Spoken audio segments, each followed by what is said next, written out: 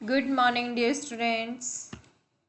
आप सबको पता है हमारा अर्धवार्षिक परीक्षा स्टार्ट होने वाली है ना बेटा। तो बहुत पास में आ गया है।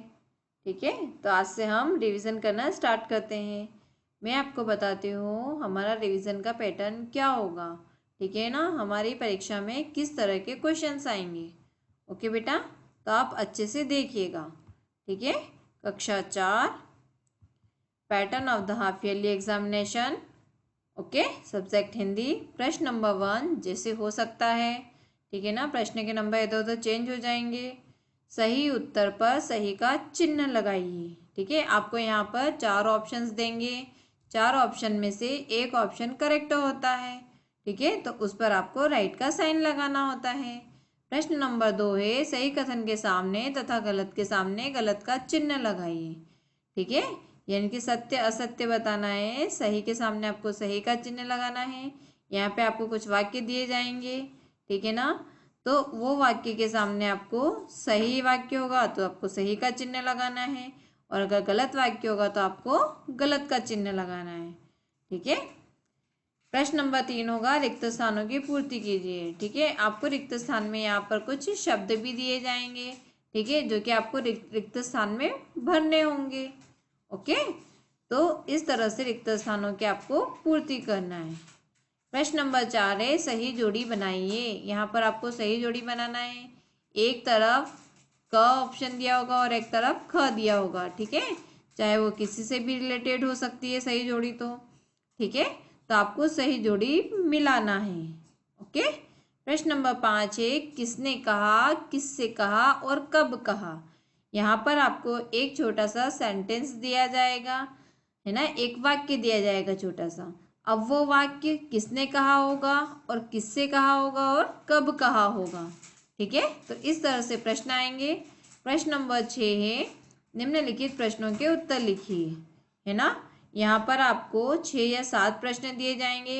6 या 7 प्रश्न में से आपको सिर्फ 4 प्रश्न करना है।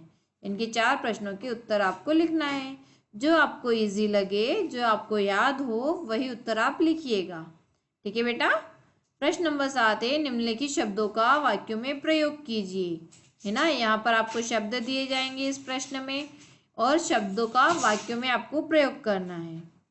ठीक है, यानी कि वो शब्द जो है उस वाक्य में आना चाहिए। प्रश्न नंबर 8 है, निम्नलिखित शब्दों के शुद्ध रूप लिखिए। ठीक है, तो यहाँ पर शुद्ध रूप लिखिए मीन्स यहाँ पर आपको अशुद्ध रूप दिए जाएंगे। है ना, अशुद्ध रूप का आपको शुद्ध रूप बनाकर लिखना है। प्रश्न नंबर 9 है, निम्नलिखित शब्दों के विलोम शब्द लिखिए। विलोम शब्द मतलब होता है उल्टे अर्थ वाले, यानी कि विपरीतार्थक शब्द। ठीक है, कुछ भी आ सकते हैं, इसको उल्टे अर्थ वाले भी बोलते हैं, विपरीतार्थक शब्द भी बोलते हैं और विलोम शब्द भी बोलते हैं। ठीक है, तीनों का मीनिंग एक ही है, यानी कि उल्टे अर्थ वाले आपको शब्द लिखना है। जैसे रात है तो रात का उल्टा क्या होता है, दिन होता है। ठीक है, नेक्स्ट है पर्यायवाची शब्द। यहाँ पर पर्यायवाची शब्द लिखना है। हो सकता है दो दो पर्यायवाची भी आ जाए, तो आप उसके अकॉर्डिंग आपको प्रिपरेशन करना है। जैसे जल है तो जल को और क्या क्या बोल सकते हैं हम, पर्यायवाची मीन्स समानार्थी, एक जैसे अर्थ वाले। ठीक है ना, उसको पर्यायवाची भी कहते हैं। तो देखो, जैसे जल है तो जल को हम क्या बोल सकते हैं, पानी और नीर। ठीक है, तो इस तरह से दो दो पर्यायवाची तो आप याद कीजिएगा। प्रश्न नंबर 10 है, नीचे दिए गए शब्दों के लिए एक शब्द लिखिए। यहाँ पर आपको बहुत सारे शब्द दिए जाएंगे और उन शब्दों के लिए एक शब्द क्या होगा। ठीक है ना, जैसे जो पढ़ा लिखा न हो, तो जो पढ़ा लिखा ना हो उसको क्या बोलते हैं, एक शब्द में उत्तर देना है आपको, तो क्या बोलते हैं, अनपढ़। इस तरह से और भी प्रश्न आ सकते हैं। प्रश्न नंबर 11 है, शब्दों को सही क्रम में जमा कर उचित वाक्य बनाइए। यहाँ पर आपको गलत क्रम दिए जाएंगे शब्द के, और उन शब्दों को आपको सही क्रम में जमाना है और उचित वाक्य बनाना है। ठीक है, जैसे फॉर एग्जाम्पल, मीरा जा रही है बाजार, तो आप क्या बनाओगे, मीरा बाजार जा रही है, ये इसका सही क्रम होगा। प्रश्न नंबर 12 है, कविता की पंक्तियों को पूरा कीजिए। ठीक है, यहाँ पर आपको एक कविता की कुछ पंक्तियाँ दी जाएगी जो कि ब्लैंक होगी, रिक्त स्थान होगा उसमें। ठीक है, तो उन रिक्त स्थानों को आपको ध्यान रखना है, यानी कि आपको कविता की पंक्तियों को पूरा करना है। प्रश्न नंबर 13 है, किसी एक विषय पर निबंध लिखिए। यहाँ आपको 3 या 4 विषय निबंध के दिए जाएंगे और आपको जो याद हो उस एक विषय पर आपको निबंध लिखना है। ठीक है, जैसे दशहरा आ गया, दिवाली आ गया, कंप्यूटर आ गया, है ना, कुछ भी आ गया। ठीक है, तो आपको उनमें से एक निबंध याद करना है और उस पर लिखना है। प्रश्न नंबर 14 है, अपठित गद्यांश। यहाँ पर आपको अपठित गद्यांश दिया जाएगा। अपठित मतलब होता है जो आपका पढ़ा हुआ नहीं होता है। ठीक है, जो अपठित गद्यांश उसी को बोलते हैं, है ना। इसमें आपको गद्यांश को पढ़ना है, फिर उसके नीचे प्रश्न दिए जाएंगे, तो उस प्रश्न को उत्तर को आपको उस गद्यांश में से ढूंढ कर लिखना है। ठीक है बेटा। प्रश्न नंबर 15 है, दिए गए शब्दों के एक वचन रूप लिखिए। ठीक है, एक वचन मतलब होता है ओनली वन। ठीक है, यहाँ यानी कि आपको यहाँ बहुवचन दिए जाएंगे और आपको एक वचन लिखना है। ठीक है, जैसे लड़की, तो लड़की का, ये तो लड़की तो एक वचन है, और अगर बहुवचन आ गया तो क्या हो जाएगा, लड़कियाँ। ओके, ये बहुवचन लड़कियाँ और लड़की एक वचन। और अगर आपको बहुवचन देते हैं तो एक वचन लिखना है, और अगर एक वचन देते हैं तो बहुवचन रूप लिखना है। ठीक है, अब हम आते हैं, हमारा रिवीजन स्टार्ट करते हैं। पार्ट 1, भारत नया बनाएंगे। ठीक है, इसके हम प्रश्नोत्तर, फर्स्ट पहला प्रश्न है, कवि भारत को कैसा बनाना चाहता है। तो कवि भारत को कैसा बनाना चाहता है, कवि भारत को सोने के जैसा सुंदर और मधुर बनाना चाहता है। ठीक है, यानी कि हमारा भारत ऐसा बनना चाहिए, सुंदर और मधुर। अब देखो यहाँ आ गया है, कविता की पंक्तियाँ पूरी कीजिए। ठीक है, तो यहाँ पर कविता की आपको पंक्तियाँ पूरी करना है, यानी कि पहले याद करना है फिर पूरी करना है। देखते हैं हम क्या है, हम लहरों, तो देखिए कहाँ से स्टार्ट हो रहा है कविता हमारा, हम लहरों की नव उमंग बन सरिता नई बनाएंगे, सिंचित कर मिट्टी का कण कण भारत नया बनाएंगे। ठीक है बेटा, तो ये कविता की पंक्तियाँ यहाँ पूरी होगी, अच्छे से याद कीजिएगा। प्रश्न नंबर 2 है, दी गई पंक्तियों का अर्थ लिखिए। हम भ्रमरों के नव गुंजन बन नव नूतन स्वर में गाएंगे। ठीक है, इसका अर्थ क्या होगा, जिस प्रकार भंवरा फूल पर बैठकर गुनगुनाता है, उसी तरह हम भी मीठी आवाज में गीत गुनगुनाएंगे और लोगों के चेहरे पर खुशी लाएंगे। ठीक है, जैसे ही हमारी मीठी आवाज लोग सुनते हैं तो उनके चेहरों पे मुस्कान आ जाती है। प्रश्न नंबर ख है, इसमें सिंचित कर मिट्टी का कण कण भारत नया बनाएंगे। जिस तरह हम मिट्टी के कण कण को इकट्ठा करके घर बनाएंगे और मिट्टी को सोना बनाएंगे, जिससे हम भारत का नया निर्माण कर सकेंगे। प्रश्न नंबर 3 है, सही उत्तर पर सही का चिन्ह लगाइए। ठीक है, जैसे यहाँ पर 4 ऑप्शन आपको दिए गए हैं, तो 4 में से एक सही होता है। ठीक है, कवि धरती के कण कण को किसके समान चमकाना चाहता है, चांद सितारों के, मोती माणिक के, या सोना चांदी के, या ये सभी। तो किस तरह चमकाना चाहता है वो, मोती माणिक के समान चमकाना चाहता है। कहे, कवि किसके कण सर्वत्र लुटाना चाहता है, किसके कण, मधु के कण, मधु मतलब होता है शहद, मकरंद के कण, है ना, सुरभि के कण, या फिर ये सभी। तो ये सभी के कण वो सर्वत्र लुटाना चाहता है, सभी जगह लुटाना चाहता है। कवि किसके समान गाना चाहता है, तो कवि भंवरे के समान गुनगुनाना चाहता है। ओके, अब हम आते हैं नेक्स्ट प्रश्न नंबर 6 पर, निम्नलिखित शब्दों का वाक्यों में प्रयोग कीजिए। यहाँ पर आपको कुछ वाक्य दिए गए हैं, इन शब्दों का आपको यहाँ पर वाक्यों में प्रयोग करना है। ठीक है, यानी कि वाक्य ऐसा बनाना कि ये शब्द वाक्य के अंदर आना चाहिए। जिसे किरण, एक उम्मीद की किरण जीवन में जागी थी। ठीक है, तो उम्मीद शब्द आया है, यानी कि किरण शब्द आया है ना। ठीक है, स्वर, कोयल मीठी स्वर में गाना गाती है, स्वर। ओके, कली, फूल को तोड़ने पर कली मुरझा गई। लहर, गांव भर में खुशी की लहर दौड़ गई। भारत, तिरंगा झंडा भारत की शान है। इसके अलावा आप कुछ भी वाक्य बना सकते हो, बस बेटा इतना सा ध्यान रखना है, शब्द बीच में आना चाहिए। ठीक है, अब हम आते हैं अनुस्वार और अनुनासिक पर। तो सबसे पहले जानेंगे अनुस्वार क्या होता है। अन की बिंदी जो होती है उसे अनुस्वार बोलते हैं, यानी कि इसका उच्चारण जो होता है वो सिर्फ नाक से होता है, जैसे गंगा, हंस, वंश आदि। और अनुनासिक क्या होता है, चंद्र बिंदु को अनुनासिक बोलते हैं, इसका उच्चारण जो होता है वो नाक और गले से होता है, जैसे चांद, पांच, दांत आदि। अनुसार अनुनासिक का सही प्रयोग करके शब्दों को दोबारा लिखना है। ठीक है, यहाँ पर अनुस्वार और अनुनासिक। ओके, ये भी देख लेना अच्छे से। जैसे तिरंगा तो र के ऊपर क्या लगेगा, अनुस्वार। मुंह तो मुंह के ऊपर अनुनासिक। ठीक है, माँ तो माँ भी अनुनासिक। धंधा ध के ऊपर बिंदु लगती है सिर्फ, तो धंधा अनुस्वार। ठंडा ठंडा भी अनुस्वार। आँख आँख अनुनासिक। फांसी फांसी अनुनासिक। और पंप, ठीक है, तो पंप अनुस्वार। प्रश्न नंबर 2 है, क्षत्रज्ञ तथा श्र का प्रयोग करके दो दो शब्द बनाइए। जैसे क्ष क्षत्रिय वाला। ठीक है, तो क्ष से क्षेत्र होता है, क्ष से क्षमता होता है। ठीक है, ज्ञ से ज्ञानी होता है और ज्ञ से ज्ञान भी होता है। त्र से त्रिशूल होती है, त्र से त्रिमूर्ति होती है। श्र से श्रमिक होता है और श्र से श्रम भी होता है।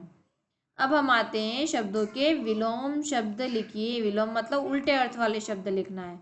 जैसे नूतन तो नूतन का उल्टा क्या होगा, पुरातन। ठीक है, नया पुराना। फूल कांटा। भला बुरा।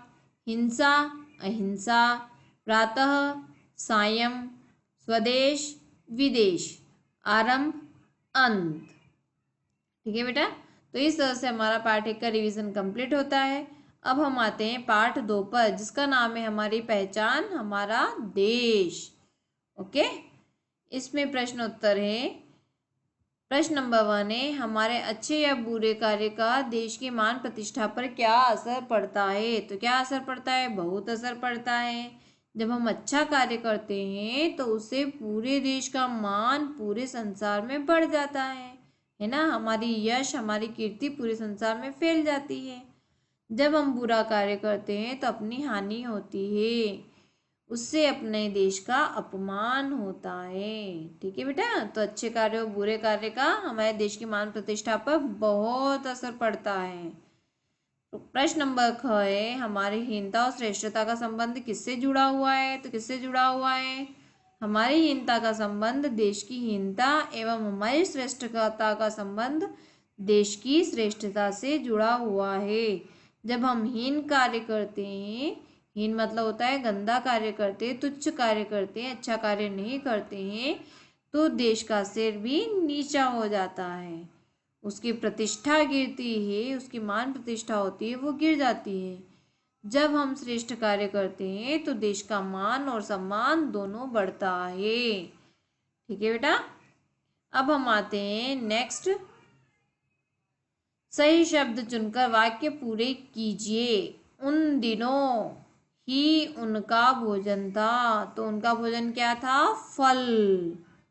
स्वामी जी ने युवक से पैसे लेने का डैश किया। क्या किया, आग्रह। डैश को दंड मिलना चाहिए। किसको दंड मिलना चाहिए, दंड तो अपराधी को मिलता है ना, जो जुल्म करता है, जुर्म करता है, उसको दंड मिलता है। पुस्तक में कुछ चित्र थे। तो कैसे चित्र थे, दुर्लभ, बहुत कठिनाई से मिलने वाले चित्र थे। किसी देश का एक युवक में शिक्षा लेने आया। कहाँ शिक्षा लेने आया, जापान में। प्रश्न नंबर 3 है, सही वाक्य पर सही तथा गलत वाक्य पर गलत का चिन्ह लगाइए। क है, स्वामी जी युवक का उत्तर सुनकर क्रोधित हो गए। तो ये गलत बात है, स्वामी जी को तो गुस्सा आया ही नहीं। ख है, स्वामी जी ने युवक को फल बेचने वाला समझा। यह सही है। हमारे श्रेष्ठ कार्य से देश का गौरव बढ़ता है। यस, ये कथन भी सही है। युवक ने पुस्तक के दुर्लभ चित्रों को फाड़ दिया। ये कथन भी सही है। जापान में अच्छे फल नहीं मिलते। तो ये गलत कथन है। प्रश्न नंबर 4 है, सही उत्तर पर सही का चिन्ह लगाइए। यहाँ पर भी आपको 4 ऑप्शन दिए हैं, तो 4 में से 1 करेक्ट होगा बेटा। स्वामी रामतीर्थ किस देश की यात्रा पर गए थे। किस देश की यात्रा पर गए थे, अमेरिका, चीन, नेपाल या जापान। तो किस देश की यात्रा पर गए थे, जापान। ख वाला है विद्यार्थी के कमरे से बरामद किए गए, क्या बरामद किए गए, चित्र बरामद किए गए थे विद्यार्थी के कमरे से। ठीक है। ग वाला है आप कौन सा कार्य नहीं करते हैं, तो कौन सा कार्य नहीं करते हैं, अब शब्दों का प्रयोग, कानों में पीक थूकना, देर से पहुंचना, इनमें से कोई नहीं, इनमें से कोई कार्य नहीं करते हैं हम। ठीक है। अब शब्द यानी कि गंदे शब्दों का प्रयोग भी नहीं करते हैं, कानों में पीक थूकना भी नहीं करते, देर से भी नहीं पहुंचते, हम तो टाइम से पहुंचते हैं। ओके। अगला घ है हमारे देश का सिर ऊंचा होता है, किससे ऊंचा होता है, हमारे बुरे कार्यों से, हमारे निरर्थक कार्यों से, या हमारे श्रेष्ठ कार्यों से, तो हमारे श्रेष्ठ कार्यों से देश का सिर भी ऊंचा होता है। अब हम आते हैं वाक्यों में प्रयोग कीजिए। जरूरत, तो ज़रूरत, ठीक है, तो ये वर्ड बीच में आना चाहिए वाक्य के। देश के विकास के लिए अच्छे लोगों की ज़रूरत होती है। इनकार, इनकार मतलब होता है मना करना, हमें भलाई के लिए कभी भी इनकार नहीं करना चाहिए। गौरव, श्रेष्ठ कार्य करने से देश का गौरव बढ़ता है। दंड, न्यायालय ने अपराधी को दंड दिया। आचरण, कुछ लोग दूसरों के साथ बुरा आचरण करते हैं या हमें हमेशा अच्छा आचरण करना चाहिए। अब हम आते हैं एक वचन और बहुवचन पे। तो एक वचन क्या होता है, शब्द के जिस रूप से एक ही प्राणी या वस्तु का बोध होता है वो एक वचन होता है, जिसे कहानी, माला आदि, और जिस रूप से बहुत अधिक प्राणी या वस्तु का बोध होता है उसे बहुवचन कहते हैं, जैसे कहानियाँ, मालाएं आदि। ठीक है। तो यहाँ बहुवचन दिए गए हैं और आपको एक वचन लिखना है। यात्राएं, तो क्या होगा यात्रा, टोकरियाँ तो टोकरी, घटनाएं घटना, केले केला, कमरे कमरा, संस्कृतियाँ संस्कृति। ओके। अब प्रश्न नंबर 3 है, 2 देख लीजिए पहले। शब्दों के दो दो अर्थ हैं, इनसे वाक्य बनाकर अंत स्पष्ट कीजिए। ठीक है। जैसे आम, तो आम क्या है, सामान्य, इसके 2 अर्थ निकलते और एक फल अर्थ निकलता है। ठीक है। तो इन दोनों अर्थ से आपको एक एक वाक्य बनाना है। दंड, दंड का मतलब होता है सजा होता है और एक लकड़ी का डंडा होता है। हार का मतलब एक पराजय होता है और एक हार का मतलब माला होता है। प्रश्न नंबर 3 है समान अर्थ वाले शब्दों को चुनकर लिखिए। जैसे दाम, तो दाम का और क्या होता है, मूल्य होता है। ठीक है। बादल, बादल मतलब मेघ, ग्रह मतलब घर, दंड मीन्स सजा, लता मीन्स बैल, घोड़ा मतलब अश्व। इस तरह से हमारा पार्ट 2 का रिवीजन भी पूरा होता है। अब हम आते हैं अपने पार्ट 3 पर, ऐसे बचा बाल वन। ठीक है, जो कि एक उपवन का नाम था। इसका फर्स्ट प्रश्न है अम्मा उदास क्यों थी, तो क्यों थी, क्योंकि अब वह बच्चों को कहानियाँ नहीं सुना सकेगी, इसलिए अम्मा उदास बैठी थी। ख वाला प्रश्न है अम्मा को बच्चों का बगीचे में आने का बेसब्री से इंतजार क्यों रहता था, क्योंकि अम्मा उन्हीं को अपने बच्चे मानती थी और उन्हें कहानियाँ सुनाकर प्रसन्न होती थी। ग वाला है बालवन के पक्षी चीख चीख कर क्या कह रहे थे, चीख चीख कर यह कर रहे थे यानी कि वो पेड़ काटने से रोक रहे थे कि प्लीज इन पेड़ों को मत काटो, ये हमारा घर है। ठीक है। घ वाला प्रश्न है बच्चों ने पेड़ काटने आए लोगों का विरोध कैसे किया, तो सब बच्चे एक साथ चिल्लाए और बोले हम पेड़ नहीं कटने देंगे। इस तरह बच्चों ने पेड़ काटने आए लोगों का विरोध किया। नेक्स्ट क्वेश्चन है पेड़ काटने के विरोध में आए अधिकारी ने क्या आश्वासन दिया, तो क्या आश्वासन दिया, यह आश्वासन दिया कि बालवन में सुंदर पौधे और झूले भी लगाए जाएंगे, इस स्थान को और भी बहुत सुंदर बनाया जाएगा। ठीक है। अगला प्रश्न है किसने कहा, किससे कहा, कब कहा हम पेड़ नहीं कटने देंगे, तो किसने कहा था, ये चंचल ने। किससे कहा था, अम्मा से। और कब कहा था, जब अम्मा ने बच्चों से पेड़ कटने वाली बात कही थी तब कहा था। ख वाला है हमने कोई शरारत की है क्या, तो ये किसने कहा था, रिंकल ने। किससे कहा था, अम्मा से। और कब कहा था, जब अम्मा एक दिन शाम को उदास बैठी थी तब कहा था। ठीक है। प्रश्न, नेक्स्ट प्रश्न है सही उत्तर पर सही का चिन्ह लगाइए। बच्चों को कहानियां कौन सुनाती थी, कौन सुनाती थी, लीला देवी। बालवन में क्या बनाने की योजना थी, पार्किंग। पेड़ों के पत्ते झुमझुम के क्या दे रहे थे, धन्यवाद। बच्चे पेड़ों को क्या मानते थे? वे उनको अपना दोस्त मानते थे। अगला प्रश्न है, निरर्थक शब्दों के सार्थक शब्द बनाइए। यहाँ पर आपको निरर्थक शब्द दिए हैं यानी कि जिनके कोई अर्थ नहीं है और इससे आपको एक सार्थक शब्द बनाना है। ठीक है, जैसे मशा, तो मशा का क्या होगा? शाम। रानहे का हैरान। तहु ब का बहुत। दीदा का दादी। दिहरिका का अधिकारी और इसका धन्यवाद बनेगा। अब दो दो पर्यायवाची लिखना है आपको। जैसे जंगल, तो जंगल का वन और कानन। बगीचा, उपवन और बाग। पक्षी, चिड़िया और खग, यानी कि दो समानार्थी लिखना है। अशब्द लगाकर नए शब्द बनाइए। अ लगाकर नए शब्द बनाइए। तो अ से असफलता। अ प्लस धर्म अधर्म। अधन नीति अनीति। अचेत अचेत। अधन ज्ञात अज्ञात और अधनछूत अछूत। इस तरह से बेटा हमारे यहाँ पर पार्ट 3 का रिवीजन खत्म होता है। ठीक है, पार्ट 4 का रिवीजन हम नेक्स्ट लेक्चर में करेंगे। तब तक आप इसको अच्छे से लर्न कर लीजिएगा।